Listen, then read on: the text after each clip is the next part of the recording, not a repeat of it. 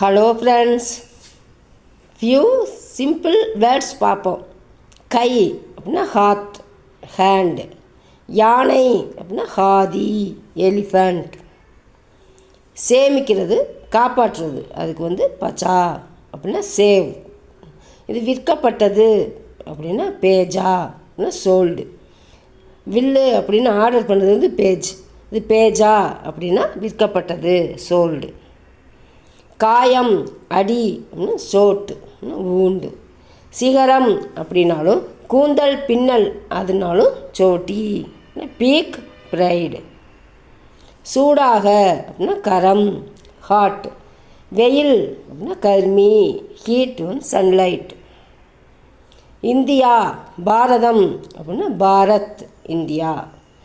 பெயர் அப்படின்னா பாரதி அப்படின்னா நேம். பாய்.